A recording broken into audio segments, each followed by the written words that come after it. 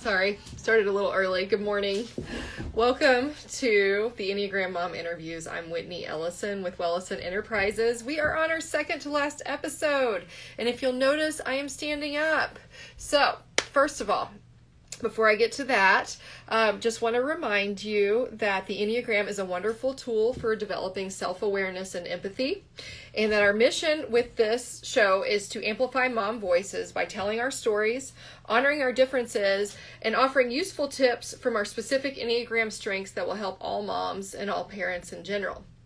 We have an amazing guest today, but before I introduce her, I want to thank our sponsor. Our sponsor is Maggie Mason. She's a Matilda Jane trunk keeper who also works on the Matilda Jane women's line, Good Heart, which is a completely separate collection. Beautiful, stylish clothes. And the reason I am standing is because I am modeling two of the items that were released in the second collection.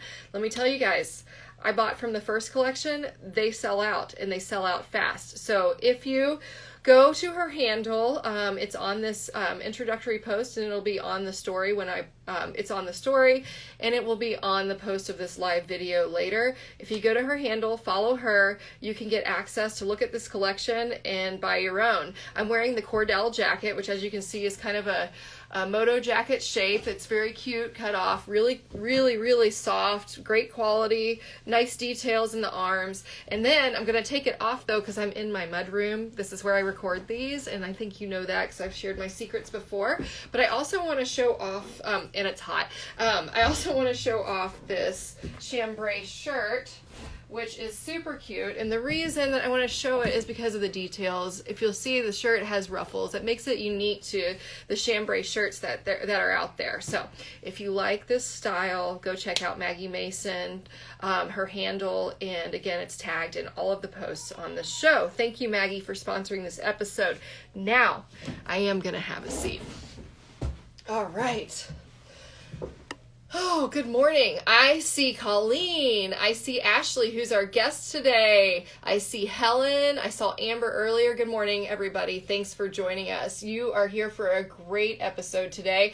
Dr. Ashley Solomon, the founder of Galia Collaborative, is joining us. As you'll remember, Galia was one of our sponsors in 3 prior episodes, and we're so grateful to get to know them.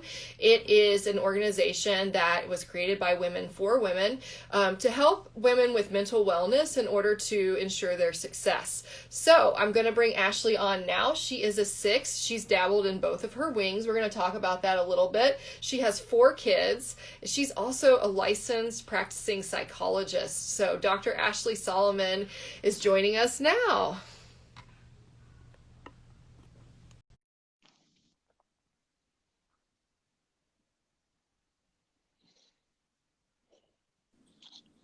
Hi, good morning. Hi, good morning, Whitney. How are you? It's good to see you. I'm great. Thank you. It's good to see you too.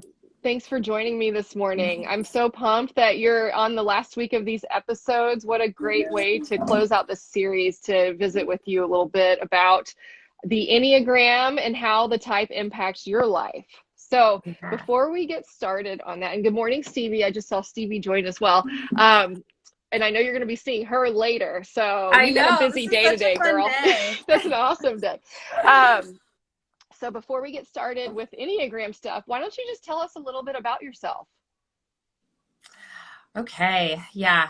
Well, you've said a few things. I'm a licensed psychologist. I specialize in women's behavioral health. I'm a mom to 4 little ones. They are 1, I always have to really think about this now, 1, 3, 6, and 7. They just have so many birthdays. It changes so frequently.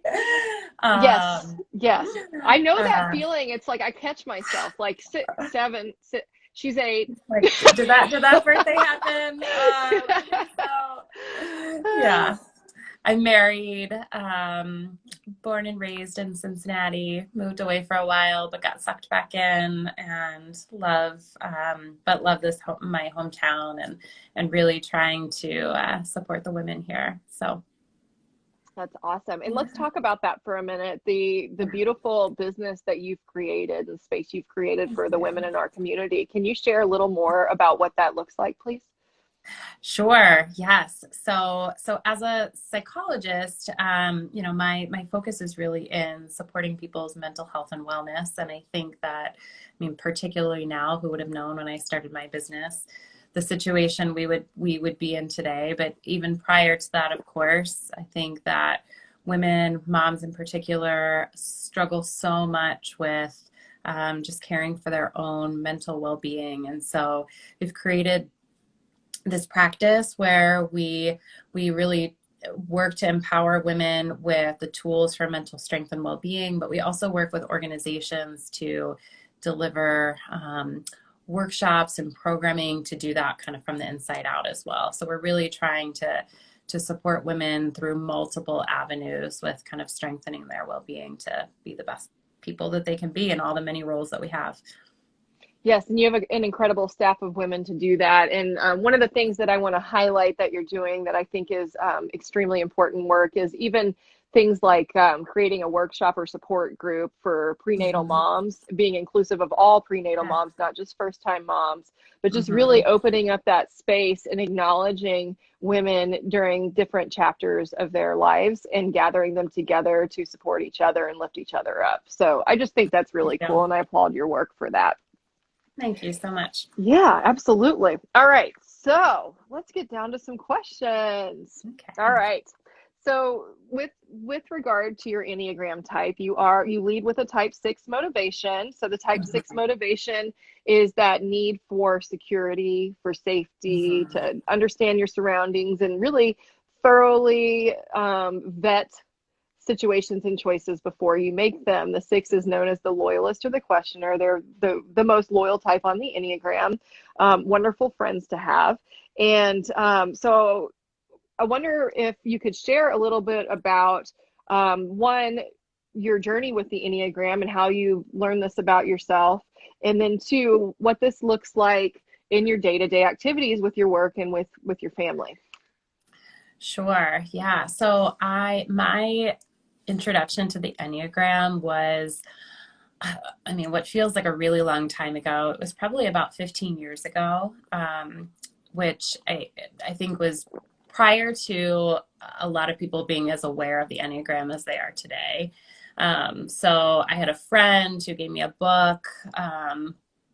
And we were sort of reading it together, and she got me really fascinated with it. And it's interesting because at that time I had typed myself as a 1 Mm-hmm. um, at that point in my life, but it was a very, very difficult time in my life, and I was struggling a lot with my own mental health. I was not in a good place, and so it was interesting because I came back to the Enneagram a few years ago, and I'm trying to remember how. Actually, my husband had done a seminar on the Enneagram through work. Mm-hmm. And so he came home and was all excited about telling me what his type was. And despite the fact that he's been a great supporter of my work and career, he is not particularly psychologically minded or, as interested in kind of the inner workings of things. So the fact that this like really gripped him was so awesome. That is Um, awesome. and so he was telling me about his type, which he's a 3. He was You telling know, me, I was going to ask. I know, I'm just going to go ahead and put that out there. I was telling him he was telling me about his type, and he was trying to sort of guess what I was. And so I said, you know what, I really should look back at that because I haven't studied the Enneagram in all of these years. And so I went back to it, and I found it so interesting that immediately I gravitated towards the 6. And then I took a test, and then I studied more, and everything sort of validated that over Mm-hmm. this period of time. So I feel very confident in that.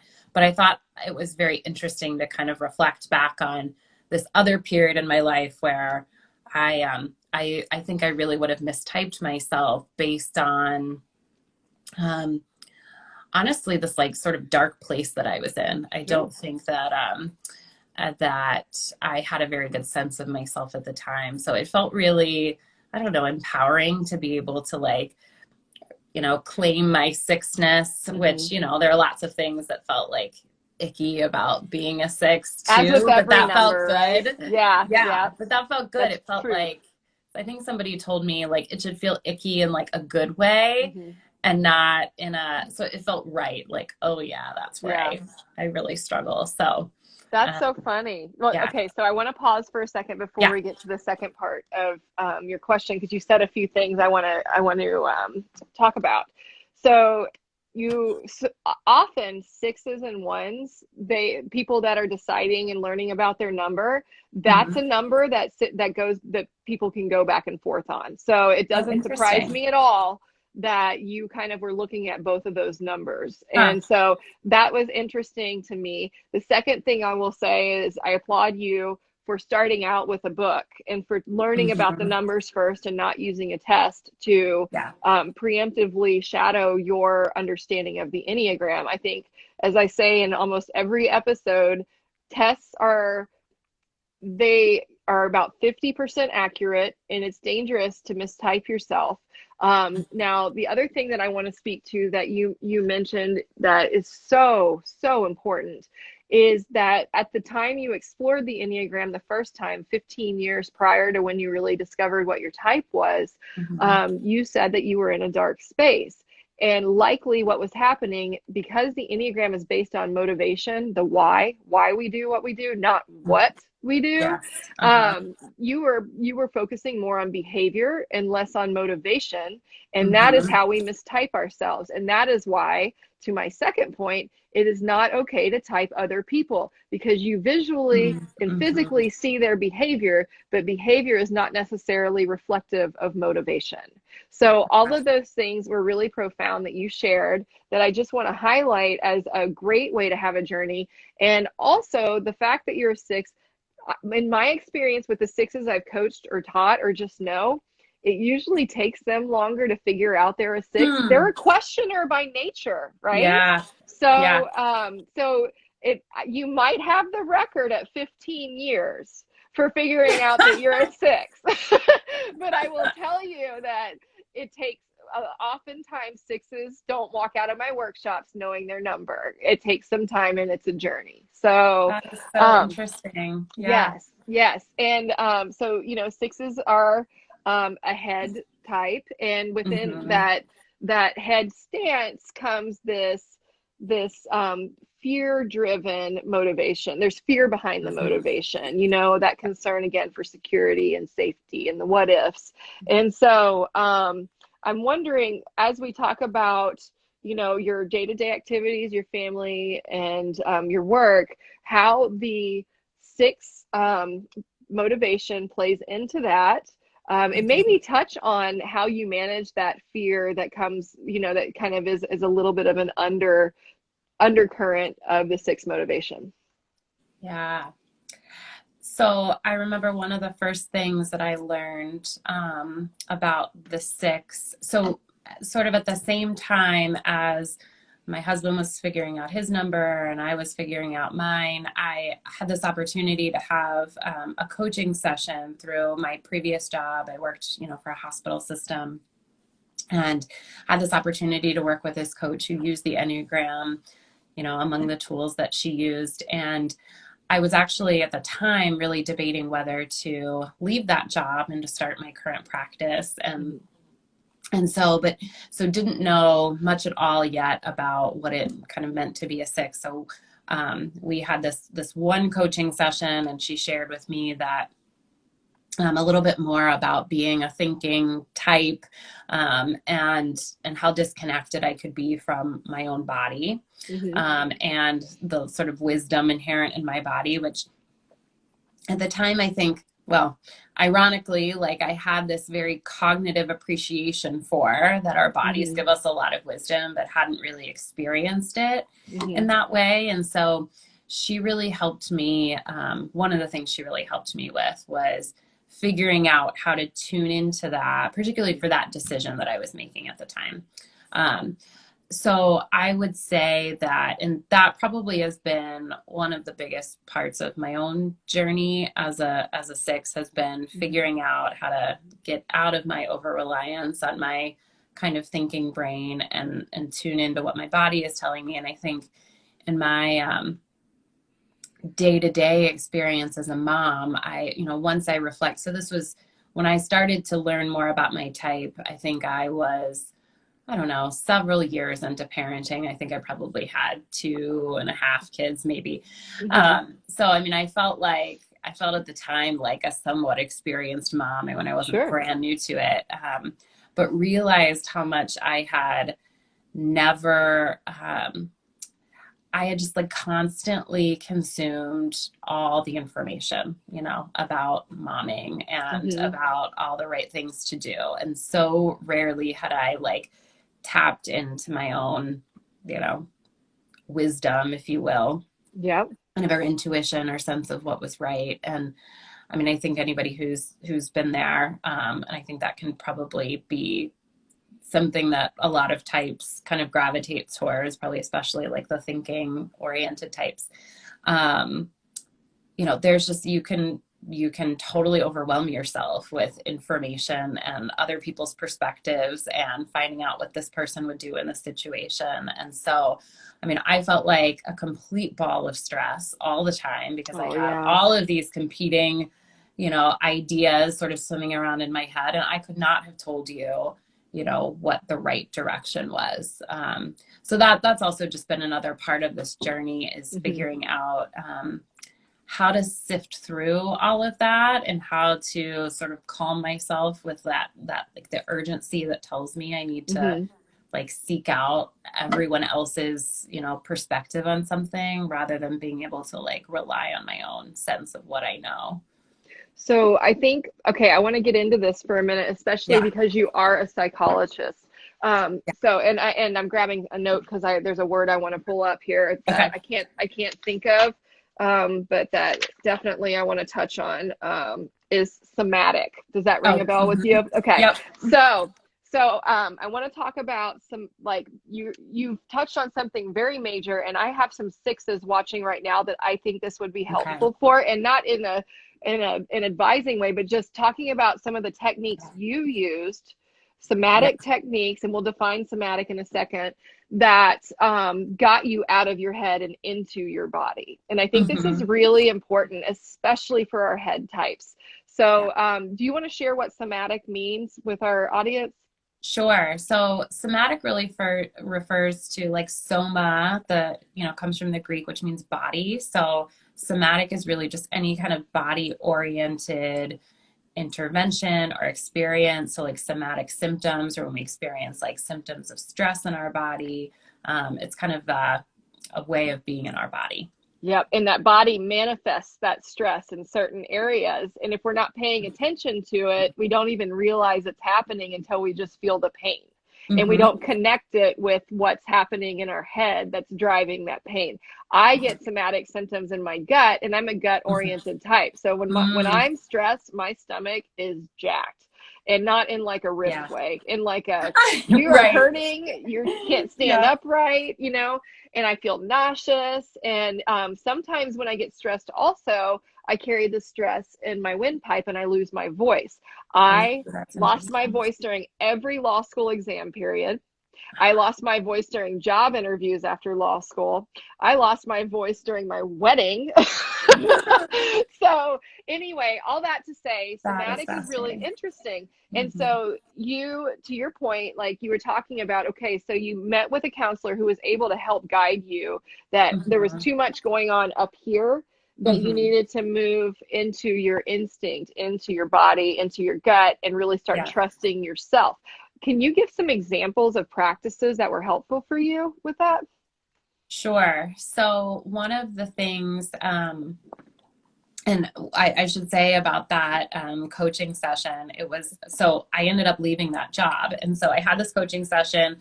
It sort of helped give me the energy and the motivation, or not the motivation, but the energy and the momentum to be able to leave that job. So I didn't get to meet with that coach anymore. And it was like such a lost opportunity. But she had sort of given me enough that then I realized, okay, I really need to dig into this. How do I connect to my body?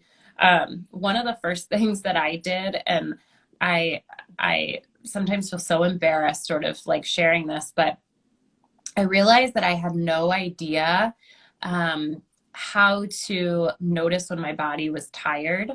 So like even just like going to bed at night was for me just based purely on like the time on the clock versus like how my body felt or how my mind felt or what I like sort of needed in that moment. But I never would have recognized that until like around this period when I really started to pay attention. So one of the first things that I did was sort of commit to myself that I was going to start trying to pay attention to my like body's cues of sleepiness. And once I started trying to really notice, and so the first thing I did was looked up. I went like, as if, I don't know, it sounds ridiculous, but I went and looked up, like, what do people experience when they get sleepy? Oh, like that is a sign of sleepiness. I was so disconnected from myself, you know, from my like physical being. And a lot of that was, I'd like to, like, at the time, I think I was sort of explaining it like, well, graduate school and being a, you know, a new mom, and you go through all of this stuff that, you know, you can't sort of listen to your body telling you that you're tired. You just have to like plow through it. But I also realized that it was much, much earlier than that, like from forever. I just, you know, those cues, I didn't want them to stop me from, and this is where maybe some of that one stuff I thought maybe was relevant for me. I wanted to sort of persist through anything. But anyway, I started to pay attention to that, and I committed for this like few month period that I was going to go to sleep whenever my body sort of told me that I was tired. And so sometimes that would be at like 8 o'clock, sometimes it would be at 11 o'clock, but it was like this really transformative experience of suddenly like tuning in a way that I never had. And then fortunately, you know, I started to notice that once I was listening, my body could kind of get on a rhythm. And so that was one of the ways that I started trying to pay attention. I think yoga was another way, just because anything physical is so foreign to me. Like I hated sports. I was, you know, just basically wrote everything off that I'm like not an athlete, I'm not coordinated.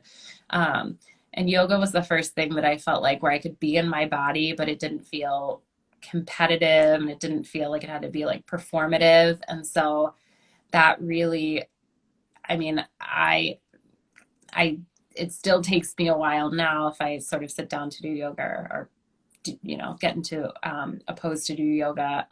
But it takes me a while to sort of not turn off my brain, but to sort of like sink into my body. But after years and years of doing that, I feel like much more able to access that in a quicker way. That's awesome. And one more question about that, and then we'll move to the next thing. But I'm curious how you do with meditation. Oh, it's really challenging for me. And I would say for many, many years, I would have said to anybody that talked about meditation, like, it's a great tool, not for me. I just can't do it. I can't turn my brain off. And what I found in more recent years is that it actually is really helpful for me. I find that it's really helpful if it's much more guided, or if it's like a visualization of something, so that I have like something to sort of latch onto versus this very like free floating. But that's been a really helpful tool. So that's great. For those of you head types, or those of you that struggle with meditation, I think guided meditation is a great recommendation, because that allows you to give somebody else permission to get you focused instead of like putting that pressure on yourself. I happen to have a hard time with meditation too, because I'm more in motion. My brain's moving, but my body's, it's that instinctual, that gut type. And so I'm more like, it's hard for me to sit still, you know?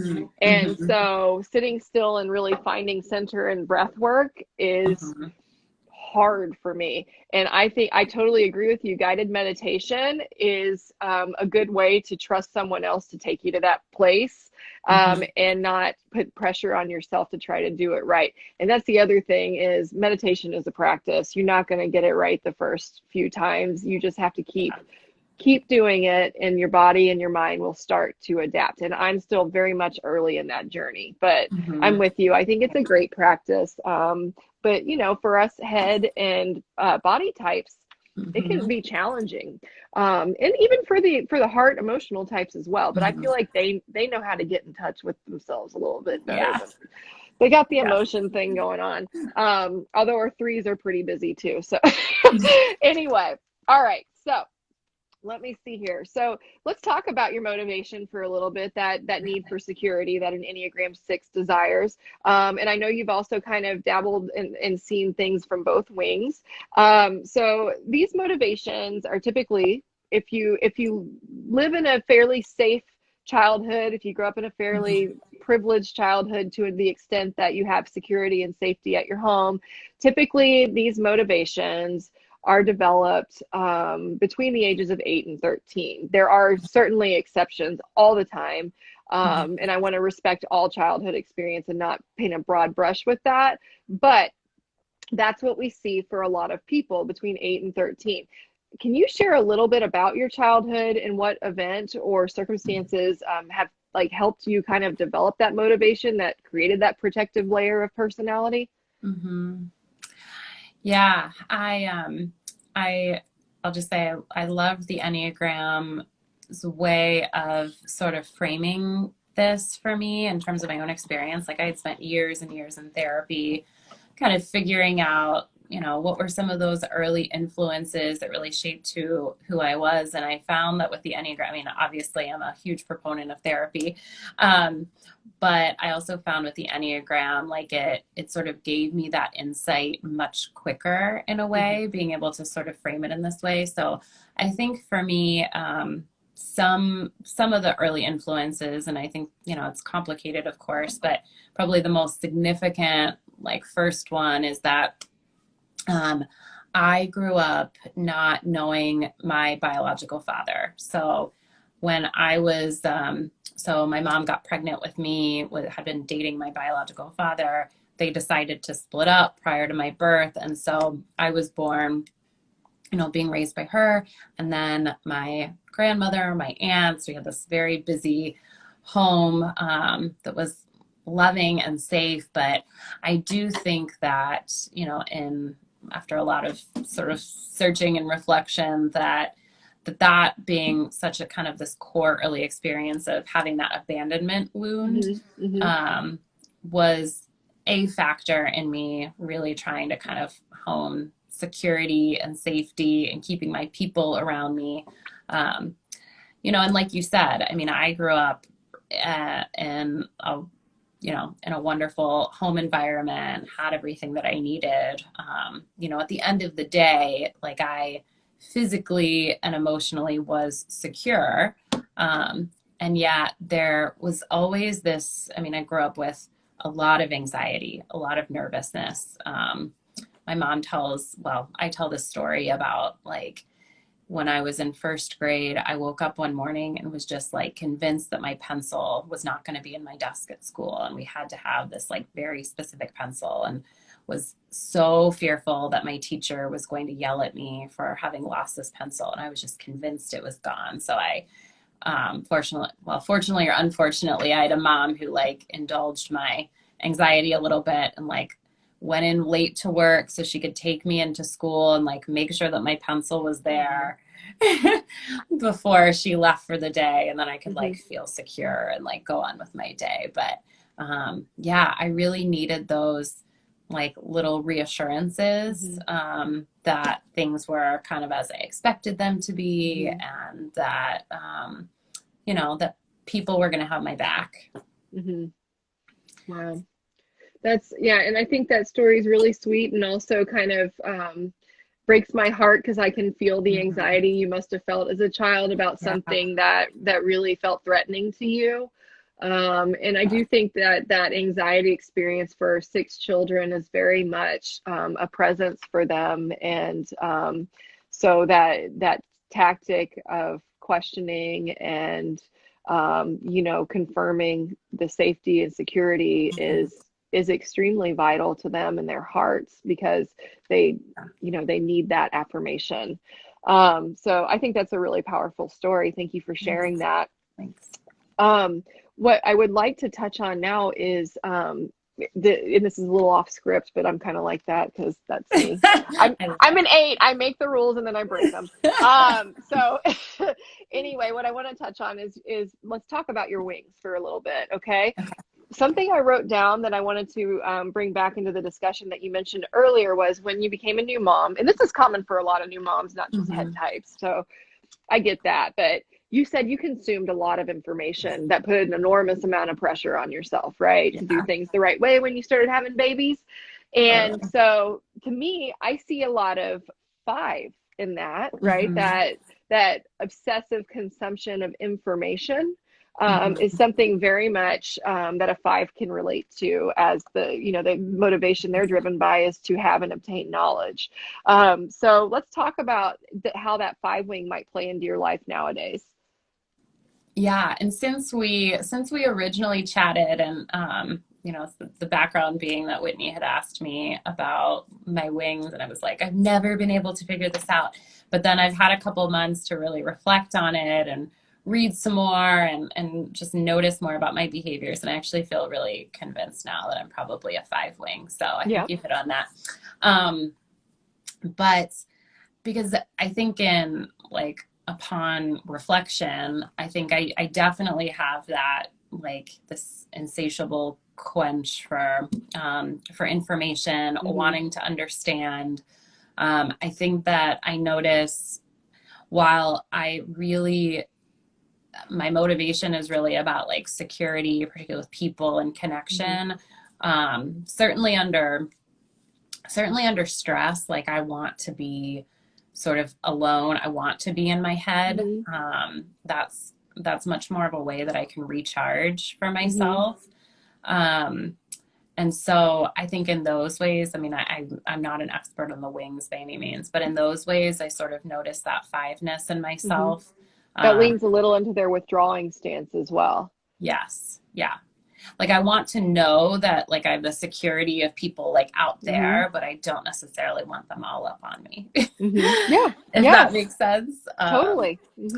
Yeah. Like my happiest is like if I'm probably in my house, in my bed, reading a book, and all the kids are like safely sleeping around me. Yeah. So that not actually a lot sounds of dreamy to me too.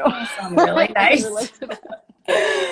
Rarely happens. I can't really remember the last time, but it sounds really nice. Yes. And okay, so that's great. That's a great discovery. I'm glad that you kind of did the work to look at that journey and how that spoke to you. I wonder if, I know you were kind of waffling a little bit. Where do you see, or do you see the 7 wing at all in your life?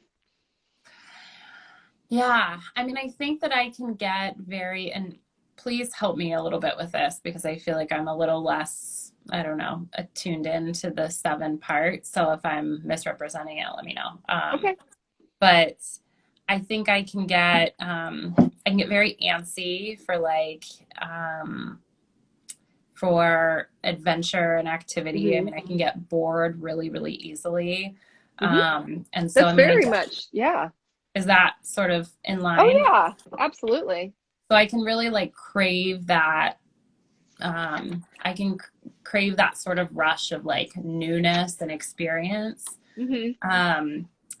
I think that what made me sort of lean more towards the 5 than the 7 though is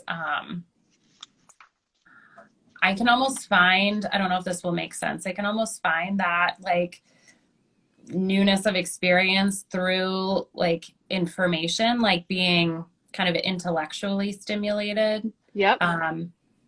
And I do notice that I love being with people, but people outside of my like safe little circle. I mean, I'm definitely not a like an extrovert, and not that all 7s are extroverts necessarily, but it does take a lot of energy from me. So I think when I was thinking about like where to actually get energy, I feel like it's probably like when I need the most energy, it's in a withdrawing place, or I can get that when I like withdraw.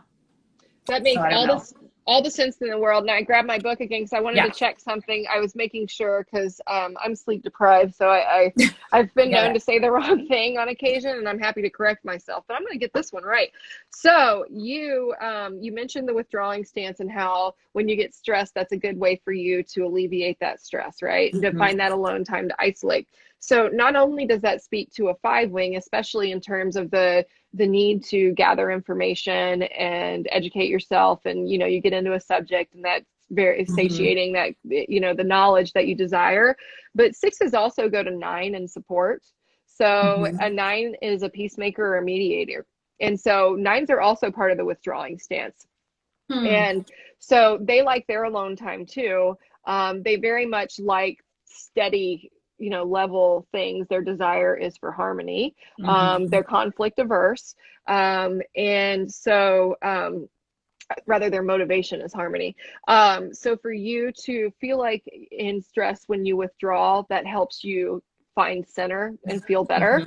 Mhm. I think also speaks to the 9. The 9 is That also a makes body sense. type. It's a gut type, right? So when your Mhm. coach coached you to move it out of your head space and into your body space, that very Mhm. much speaks to that idea of moving into support in the 9 and moving into your body. So Yeah. all of that is interconnected, and really, the way that you articulated it is absolutely the case. And then with regard to your 7 wing, yes, the act of doing, obviously, is really very Mhm. much a part of being a 7. And although sevens are, they're a head triad as well, they're a head number as well. Oh, um, okay. but the interesting thing about sevens with the head space is that they, when they're feeling hard emotions, they, Mhm. because they're doers, they fill in the void with stuff to do, to or finding the bright side to occupy their mind and remove Mhm. the necessity of having to grapple with uncomfortable feelings and emotions. So Mhm. they're in their headspace, but their fear is having to grapple with that discomfort, if that makes Mhm. sense. It does. And Yeah. so getting into that heart space for them is very challenging. Okay. And so anyway, all that to say, feeling bored, needing activities, doing those things Mhm. definitely dips into that wing a little bit. And Uh-huh. the reason that I want to bring this up for anybody watching is because a lot of people don't realize that you actually can and do typically swing into both of your wings in your lifetime, sometimes Okay. simultaneously and sometimes as you evolve. And oftentimes you don't get into that second wing until a later phase of your life, middle age or above. And Mhm. so perhaps that 7 wing meant more to you at a different stage of life. And now the Uh-huh. 5 wing means more. But it's very much I think that's something great. that anybody can access, either or neither. So anyway, it's a great way to help people understand wings. That's really helpful to know, about the potential for like swinging between, or I think it resonates a lot with me to think. I feel like earlier in my life, and still to some degree, I probably had more of that 7 wing, Mm-hmm. the doing, and now I think that that's what I've been working on is, sort of bringing some pause, and that's sort of, and I'm sensing that maybe I'm sort of getting more into that 5 wing sort of space. Not that either's better or worse, but Right. I just sort of noticed that change. So yeah, thank you for that. That's Cool. really Yeah, interesting. you bet. That's great dialogue. So, next question is, how has the Enneagram helped you in motherhood? Yeah. I think. I think first and foremost, just self understanding. I think is invaluable. Obviously, I think when you were talking about, I can definitely resonate with that idea of the need for harmony, even though I'm not a 9, but really, desire, having the strong desire for that. And I Yeah. think for a long time, I probably, um, I don't know, so my first 3 children are boys, and my last little one is a girl.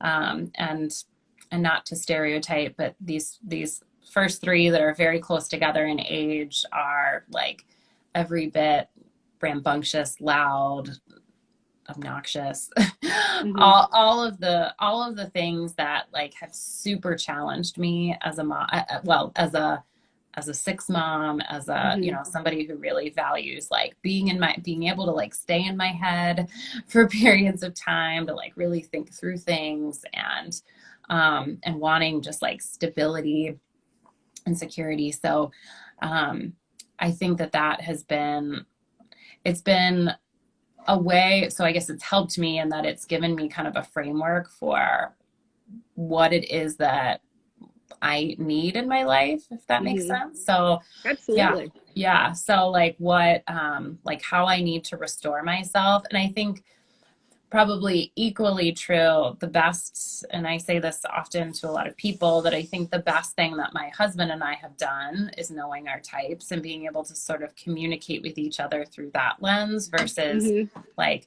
pathologizing or, I don't know, getting angry at the different ways that we can react to a situation or what we might need. I've shared before that, you know, we've been in couples therapy like several times in our relationship, and Mm-hmm.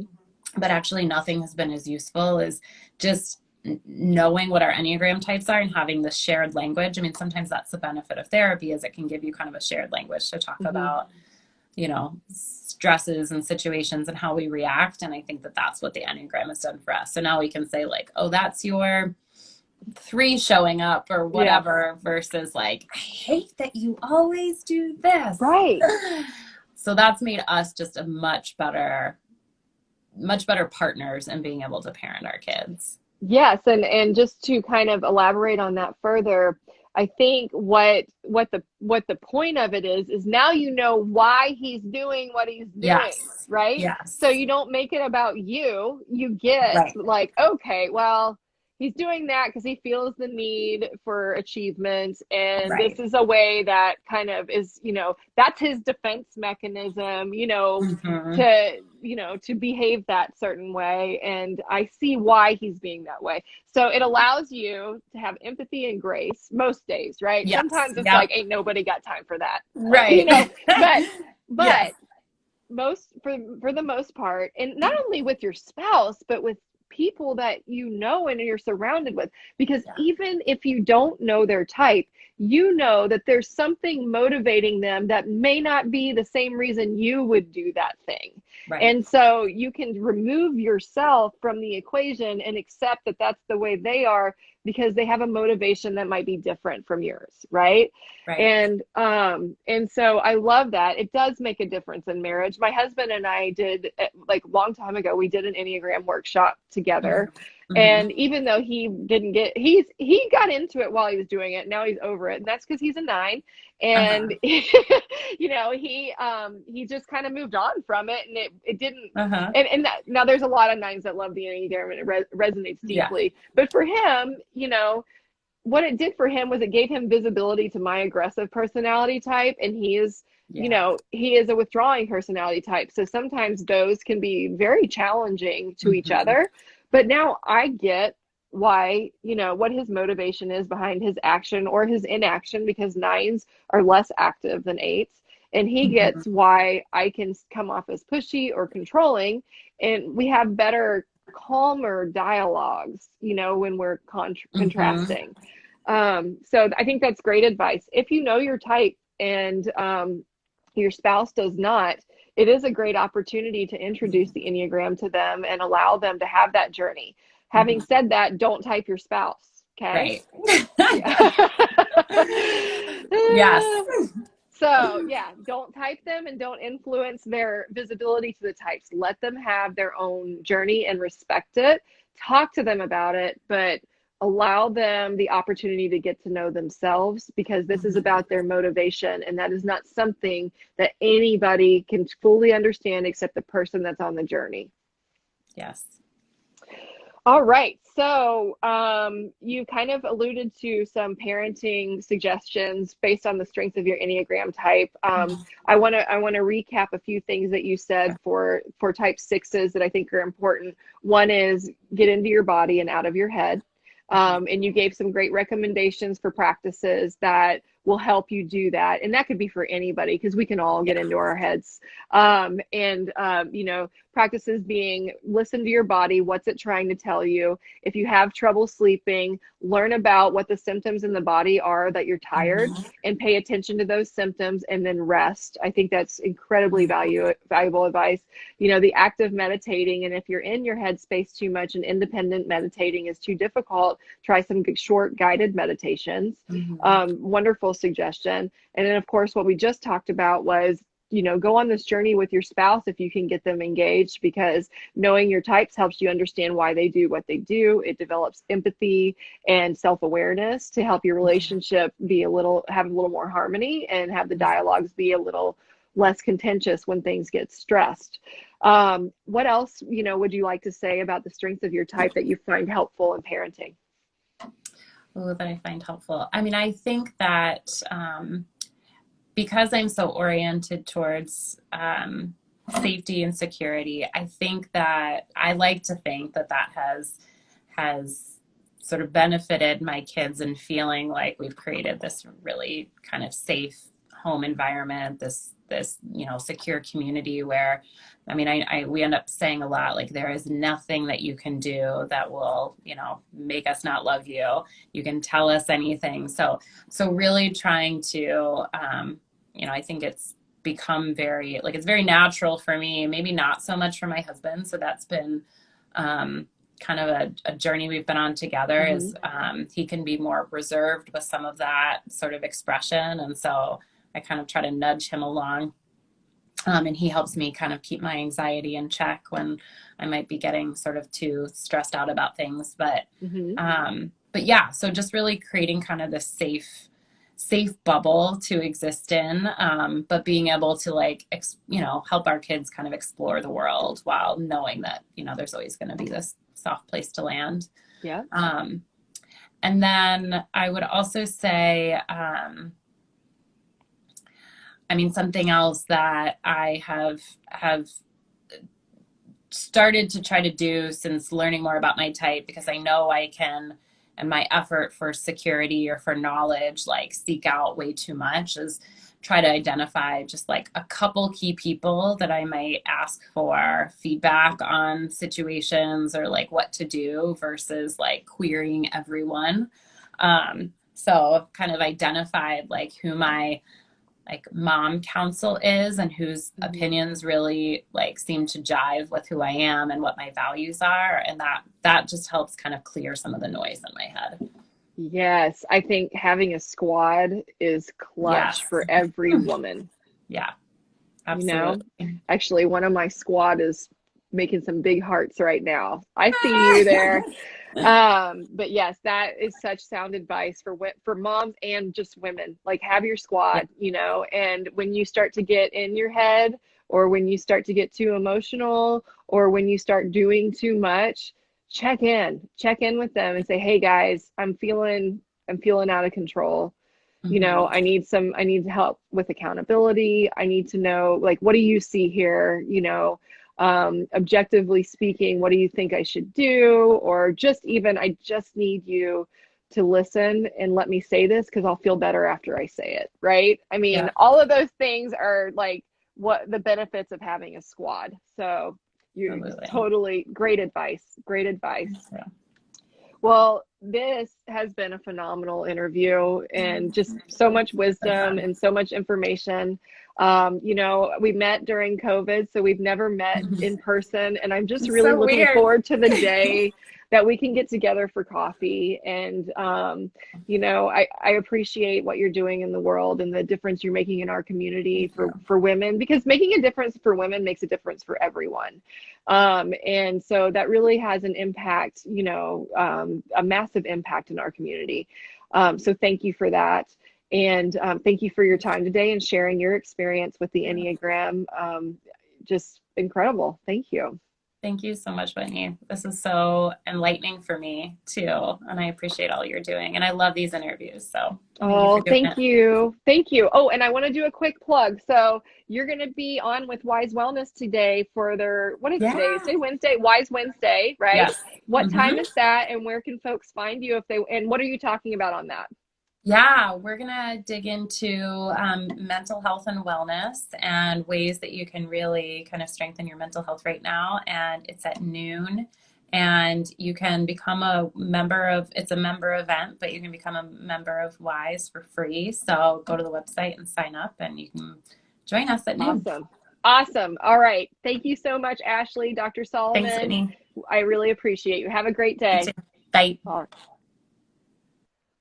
Thank you, everybody, for joining me. That was so great. It just feeds my soul to have conversations like that and to help people understand more about the power of the Enneagram and certain types.